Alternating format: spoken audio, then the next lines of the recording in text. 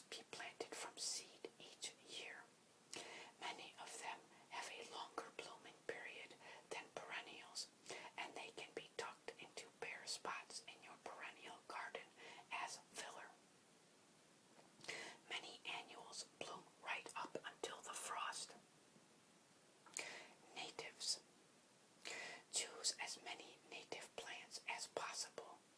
It's the right thing to do. Being native, they belong here and will require less care, water, fertilizer, pampering. I am a purist when it comes to tree, shrub, and vine selection for bird gardens, food, but not when it comes to butterfly and hummingbird gardening. In my own gardens, I've included as many natives as possible. Natives to New Jersey and to native North America, but complement native plantings with chocolate cake alien plants that are not invasive and fill in quiet times in the garden so there is an unending offering of intense nectar spring through the first hard frost. Natives for sale. Support New Jersey Audubon with plant purchases. The CMBO, Center for Research and Education, sells plants spring through fall that have been grown for CMBO by Flora for Fauna, a local nursery specializing in habitat gardens. Many native species are offered. Natives have been nursery propagated by seeds and cuttings from plant populations maintained for that purpose. No plant offered for sale has been collected from the wild. Other New Jersey Audubon centers have special plant sales. Provide nectar spring through late fall. Choose from the accompanying list as many plants as you can that flower in the spring, but also value and spare some of your weeds that are spring bloomers: mustards, purple dead nettle, clovers, dandelion, common strawberry, and note the butterfly activity they attract. Include long-blooming nectar plants like butterfly bush in your gardens. Butterfly bush begins blooming in July and blooms right up until the frost, some years into early November. This is a real bonus for migrating monarchs and late-moving hummingbirds. To encourage such a lengthy blooming season does require some work. You need to deadhead the spent flower heads. Otherwise, the plant puts its energy into developing seeds and stops producing flowers. 2. With all the concern about butterfly bush being a possible invasive plant,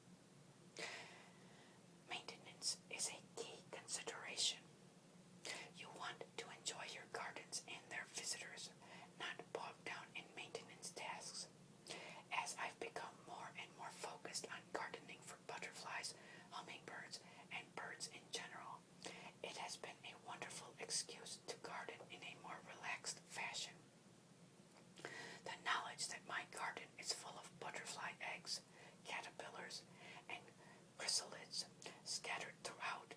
Indeed, the next generation of butterflies I can look forward to is my rationale for not being too tidy during the growing season and through the winter.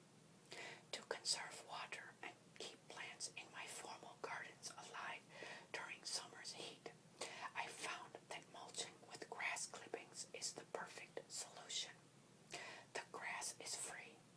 An acquaintance with a lawn mowing service drops off 6 or so full trash cans and picks up to be refilled the empty cans from the previous week.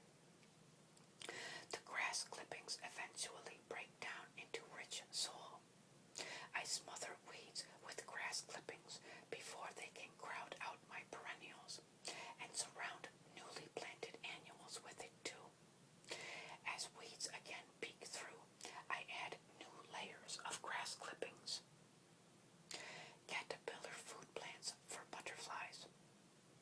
In order to meet all butterfly needs, it is important to understand their biology. Most adult butterflies only live 2 or 3 weeks, 2 to 3 weeks, and a few species only live 3 days. The longer-lived butterflies hibernate through the winter months as adults. The bulk of a butterfly's life is spent becoming a butterfly, egg, caterpillar, chrysalis, and finally adult. An adult butterfly's primary function is to mate, lay eggs, and create the next generation. Butterflies lay their eggs on specific plants known as caterpillar fruit plants or host plants. Some butterfly species lay their eggs on only one specific caterpillar food plant. The Baltimore checker spot uses only turtlehead white. Oliver juniper hair streaks use only red cedar. The monarch lays its eggs on many members of the milkweed family. In our area, using common milkweed, butterfly weed, swamp milkweed, and planted beds of tropical milkweed. The gray hair streak is one of the most widespread butterflies in North America because it uses so many different caterpillar food plants.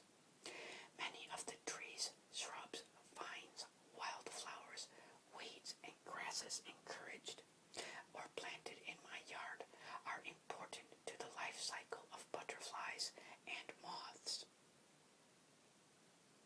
A garden that only supplies nectar forces butterflies to move on in search of caterpillar food plants. Do a casual survey to find out how many caterpillar food plants you already have in your yard, using the list that accompanies this article.